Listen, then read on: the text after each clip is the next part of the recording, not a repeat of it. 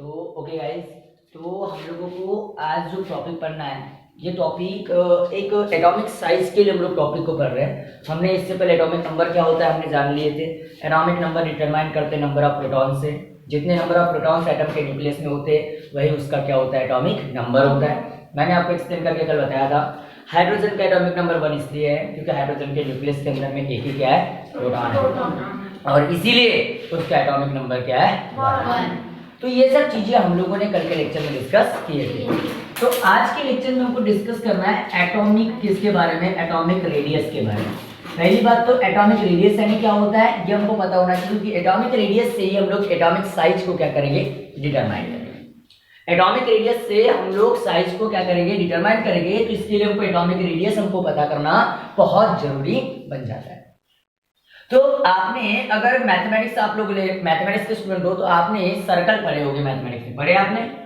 Circle का एक centre होता है और सेंटर से लेकर के यहाँ तक के एक स्फीयर आउटर जो अपना जो स्फीयर आर्क होती है वहां तक का जो डिस्टेंस होता है उस डिस्टेंस को क्या बोलते हैं, एटॉमिक रेडियस।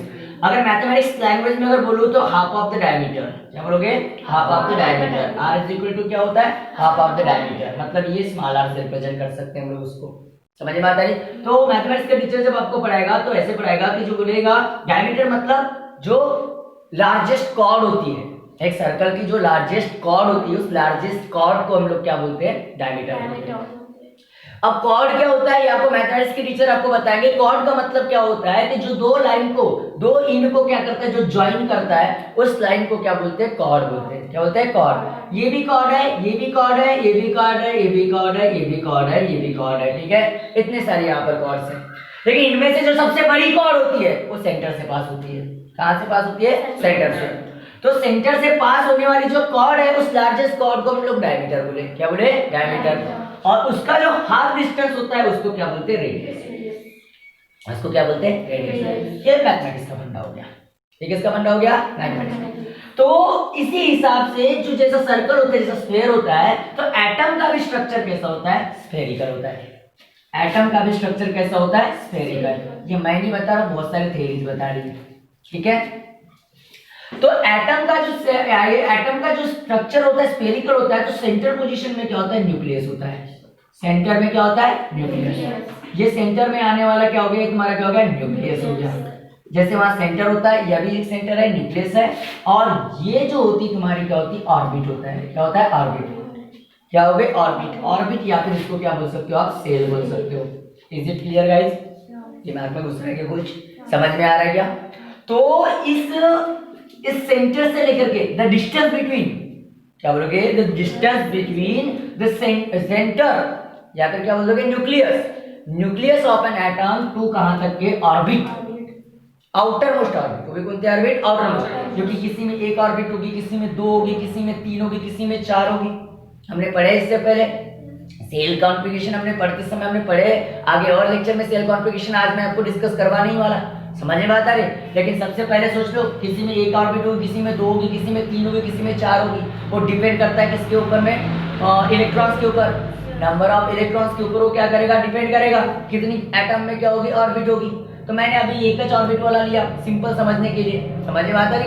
तो आउटर मोस्ट भी वही है, पहली ऑर्बिट भी वही है। तो ये यहाँ से लेकर के यहाँ तक का डिस्टेंस मतलब क्या हो जाएगा, रेडियस। और एक एटम की रेडियस है इसलिए इसको क्या बोलते हैं, एटॉमिक रेडियस।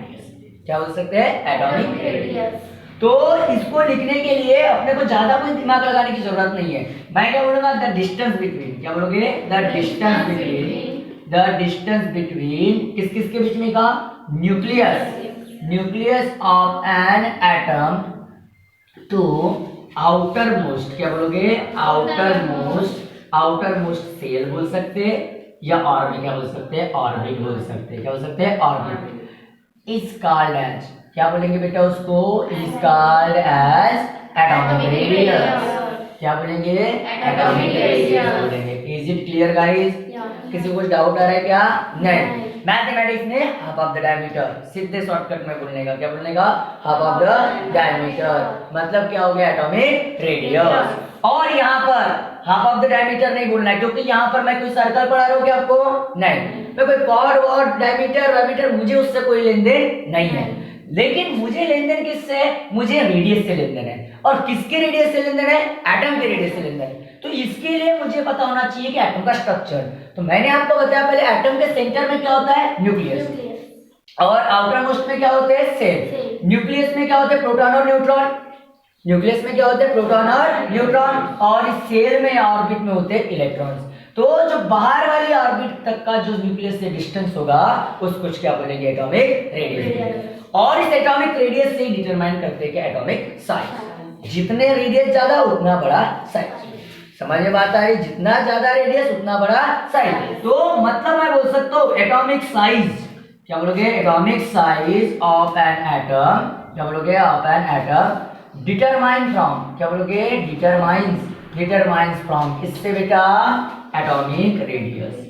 किससे डिटरमाइन करेंगे, एटॉमिक रेडियस से क्या करेंगे, डिटरमाइन करेंगे। तो आपको एग्जाम में एटॉमिक रेडियस ना बोलते हुए एटॉमिक साइज की अगर आपको पूछता है, राइट और नोट ऑन एटॉमिक साइज, तो आपको सबसे पहले एटॉमिक साइज को बताने के लिए किसको बताना पड़ेगा, एटॉमिक रेडियस को बताना पड़ेगा। और एटॉमिक रेडियस को बताने के बाद आपको ऐसा बताना पड़ेगा कि एटॉमिक रेडियस को डिटरमाइन किससे करते हैं, एटॉमिक साइज से। जैसे जैसे एटॉमिक रेडियस बढ़ेगी 101% उसका साइज भी क्या होगा, बढ़ेगा। अब एटॉमिक रेडियस कैसे बढ़ेगी, तो जैसे जैसे सेल ऐड होते जाएगी वैसे वैसे डिस्टेंस बढ़ते जाएगा। अरे वैसे वैसे डिस्टेंस, वैसे देखो डिस्टेंस बढ़ेगा ना, सिंपल बात है ना। जैसे देखो एग्जांपल में बता रहा हूँ कि हाइड्रोजन ले लिया और सोडियम ले लिया मैंने, हाइड्रोजन सोडियम दो एटम चूज किया मैंने। अब हाइड्रोजन का एटॉमिक नंबर कितना होता है, 1 होता है, मतलब उसके न्यूक्लियस में एक प्रोटॉन होगा। अब उसके न्यूक्लियस में एक ही प्रोटॉन है, इसका मतलब उसके पास में एक ही इलेक्ट्रॉन है। क्यों एक ही इलेक्ट्रॉन है, क्योंकि proton is equal to the क्या, electron. Proton is equal to the क्या, इलेक्ट्रॉन। जितना प्रोटॉन उतने क्या, इलेक्ट्रॉन। तो मतलब P is equal to the E negative. तो मतलब इसके पास में इलेक्ट्रॉन भी एक है। तो भाई पहला ये देख न्यूक्लियस होगा और पहली सेल ये होगी, तो इसके पास में एक ही इलेक्ट्रॉन है, तो ये एक इलेक्ट्रॉन हो जाएगा। तो इसके बीच में का डिस्टेंस तो ये डिस्टेंस हो जाएगा। लेकिन मैं सोडियम का एटॉमिक नंबर 11 है, तो पहले न्यूक्लियस हो जाएगा। न्यूक्लियस के में पहली सेल में 2, क्योंकि पहले सेल की कैपेसिटी 2 इलेक्ट्रॉन की है, दूसरे सेल की कैपेसिटी 8 की है, तो 1 2 3। लेकिन एक्चुअली ये ग्रुप में इलेक्ट्रॉन होते हैं 2 2 के पेयर में, 2 2 4 2 2 6 और 2 8, और फिर और एक सेल एक के लिए क्या हो जाएगी, ऐड। तो ये डिस्टेंस बढ़ा के नहीं बढ़ा, ये डिस्टेंस बढ़ा के नहीं बढ़ा। एक सेल थी तो डिस्टेंस कम था, अब 3 सेल आ गई तो डिस्टेंस क्या हो गया, बढ़ गया। तो जैसे जैसे एटॉमिक रेडियस बढ़ रहा है, मतलब क्या बढ़ रहा है, इसका साइज भी बड़ा दिख रहा है। नजर आ रहा है आपको, इसका साइज छोटा दिख रहा है, इसका साइज बड़ा दिख रहा है। समझ में बात आ रही, तो मतलब सिंपल बात है, एटॉमिक साइज को डिटरमाइन किससे करेंगे, एटॉमिक रेडियस से। किससे, एटॉमिक रेडियस से। समझ में आ गया मैंने क्या बोला। तो स्क्रीनशॉट ले लो इसका, एक बार थोड़ा सा बाजू में जाता, स्क्रीनशॉट ले लो, लिख लीजिए इसको। तो इसको लिखिए, समझ गया आपको एटॉमिक साइज और एटॉमिक रेडियस।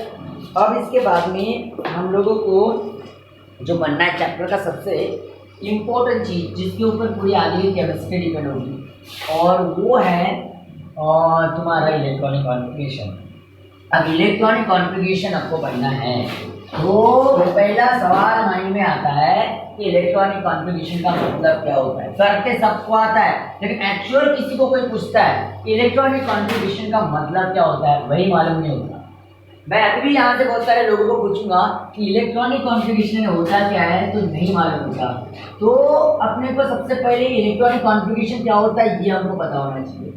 तो मैं इस चीज़ के लिए थोड़ा सा आपके साथ में क्विज खेलूंगा। मैं थोड़ा सा अगर मैं आपको पूछ रहा हूँ कि आप कहाँ रहते हो, बागोली रहते हो। बागोली में कहाँ है, शिव चौक में रहते हो। बागोली में शिव चौक। ये जो बताया आपने अपना क्या बताया, एड्रेस बताया। क्या बताया, एड्रेस। इन्होंने जो बताया, इन्होंने बागोली में रहते हैं, ये शिव चौक के अंदर में रहते हैं। पहले बड़ी चीज बताया बागोली, बाद में वहां बताया कि शिव चौक छोटी चीज, फिर वहां पूछूंगा तो बताएंगे कि मेरा घर है। टेंशन मत ले, मैं खाना खाने बिल्कुल नहीं आने वाला, टेंशन बिल्कुल नहीं आने वाला, ठीक है। तो इन्होंने ये जो अपना बताया ना, पहले बड़ी चीज फिर छोटी चीज करते करते अपना प्रॉपर क्या बताया इन्होंने, एक एड्रेस बताया। क्या बताया, एड्रेस। वही तो करना है यहाँ भी। क्या है, इलेक्ट्रॉनिक कॉन्फ़िगरेशन मतलब क्या है, एड्रेस है। लेकिन ये एड्रेस किसका है, इलेक्ट्रॉन्स का। किसका, इलेक्ट्रॉन्स का। मतलब इसका मतलब ये है मुझे इलेक्ट्रॉन्स को एड्रेस बताना कि कौन सा इलेक्ट्रॉन कहाँ है। एटम में तो है, बड़ी चीज हो गई, लेकिन एटम में न्यूक्लियस भी है, एटम में सेल्स भी है, एटम में ऑर्बिट भी है। अब वो ऑर्बिट में होता है कि न्यूक्लियस में होता है हमको पता होना चाहिए। तो वही चीजें हमको बताना, मतलब क्या बताना, एड्रेस बताना। तो हमने हाइपोथेटिकल कॉन्सेप्ट से बोलो या थियोरेटिकल कॉन्सेप्ट से बोलो, प्रीवियस क्लास में इतना तो पढ़ के आए हैं कि इलेक्ट्रॉन सेल में होते हैं। क्या होते हैं? सेल। इतना सबको पता है ना, इतना सबको पता है ना। अब इतना सबको पता है कि इलेक्ट्रॉन सेल में होते हैं, लेकिन सेल या कुछ नहीं होती। सेल भी बहुत सारी है, के सेल है, एल सेल है, एम सेल है, एन सेल है, ओ सेल है, पी सेल है, क्यू सेल है।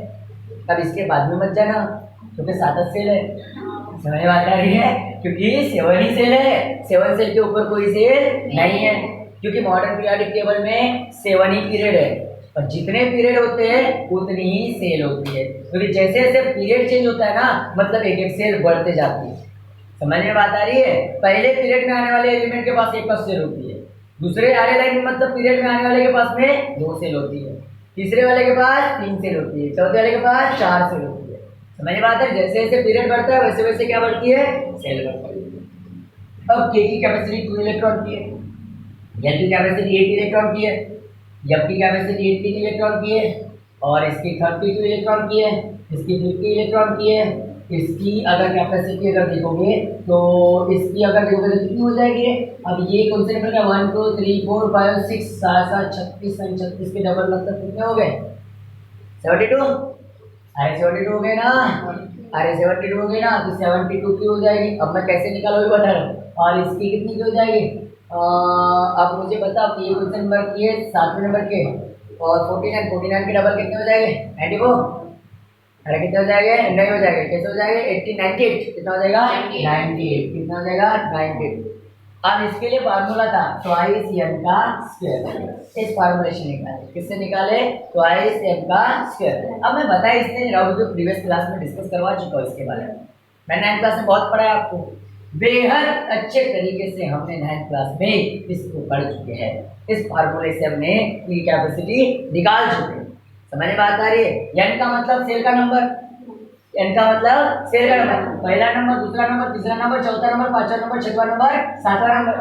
देखो पहले 2 कैसे? 1 का स्क्वायर 1, 2 into 1 2, मतलब कैपेसिटी 2।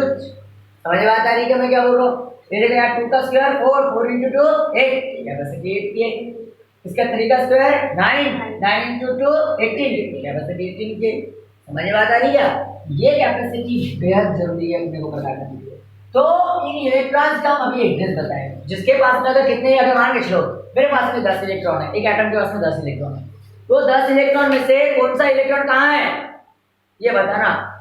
मतलब क्या करना? इलेक्ट्रॉनिक कॉन्फ़िगरेशन करना। मतलब क्या करना? एड्रेस बताना। क्या बताना? एड्रेस। आपको एक क्वेश्चन आएगा इलेक्ट्रॉनिक कॉन्फ़िगरेशन के बोर्ड में, आपको एक क्वेश्चन जरूर आएगा इलेक्ट्रॉनिक कॉन्फ़िगरेशन के ऊपर, चाहे वो एक्टिविटी बेस्ड ऑन रहे चाहे वो थियोरेटिकल रहे। समझ में आता है? एक क्वेश्चन जरूर आएगा, आप पेपर छान लेना पहले के, आपका एक क्वेश्चन जरूर होता है इसके ऊपर।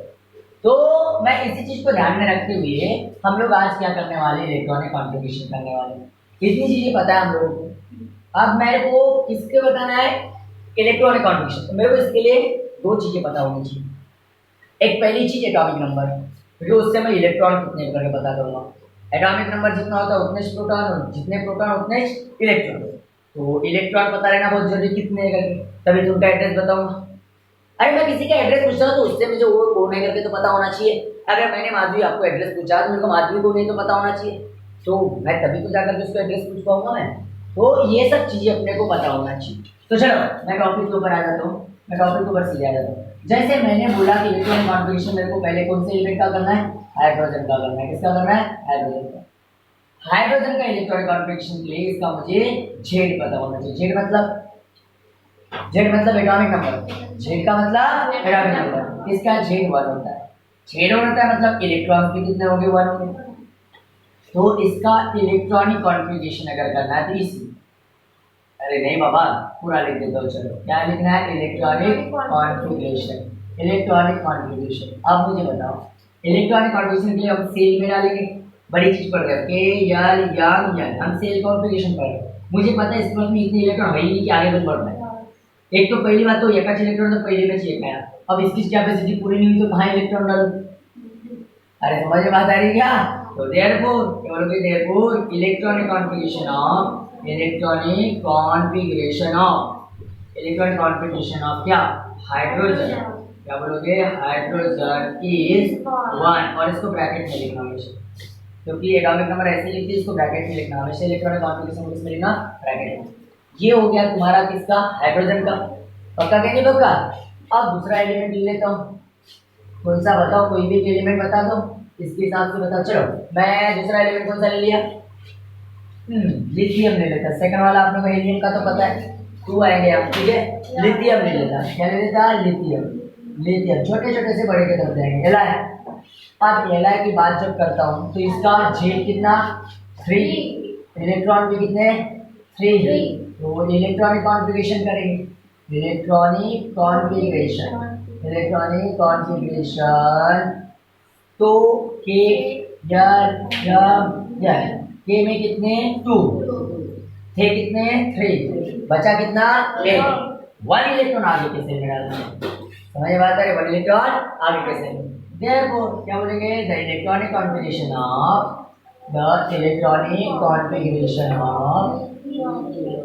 ऑफ लिथियम इज 2,1, क्योंकि सेल चेंज तो बीच में कॉमा, ठीक है। सेल चेंज तो बीच में कॉमा। समझ में बात आ रही है मैं क्या बोल रहा हूँ? इसका 2 कॉमा क्या हो गया? 1। इसी के इलेक्ट्रॉनिक कॉन्फ़िगरेशन कोई डिफिकल्ट नहीं, इसके लिए बस एटॉमिक नंबर मालूम होना चाहिए, बाकी कुछ भी चीज नहीं। बहुत सारी सी चीज। कैसी चीज? सारी सी चीज, बिल्कुल सारी चीज। समझ में बात आ रही है? तो स्क्रीनशॉट ले लो इसका फटाक से।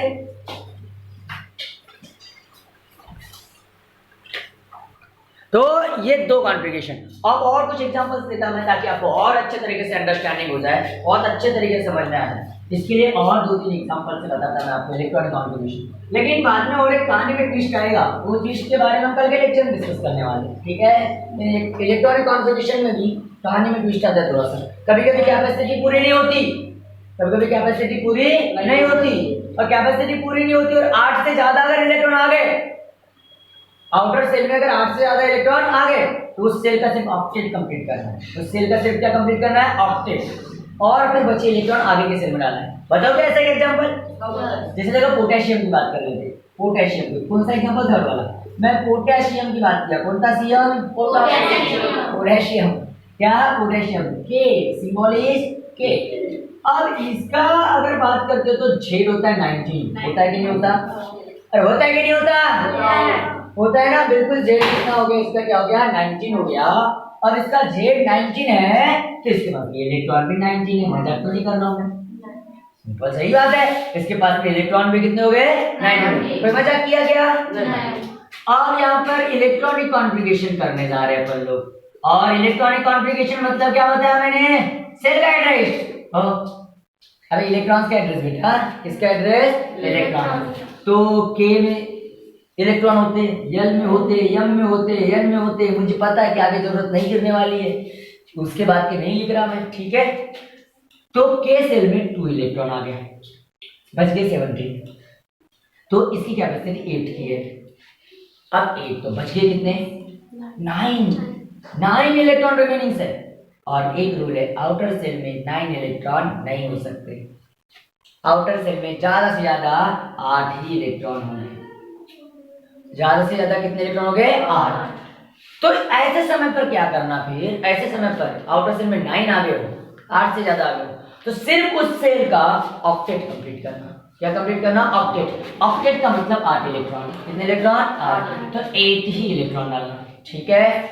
और रिमेनिंग बच गए 1 इलेक्ट्रॉन आगे के सेल में डालना। समझा क्या मैंने कहानी में ट्विस्ट कौन सा है बोला? समझ में आ रहा है क्या?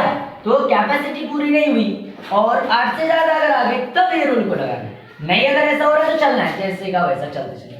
तो देयरफॉर क्या हो जाएगा? द इलेक्ट्रॉनिक कॉन्फ़िगरेशन ऑफ किसका? पोटेशियम इज ब्रैकेट में 2,8,8,1 है क्या नहीं इजी? बहुत इजी ना, बहुत सरल है कि नहीं लिक्विड कॉन्फ़िगरेशन, बहुत इजी है। तो ले लो इसका स्क्रीनशॉट ले लो फटाक से।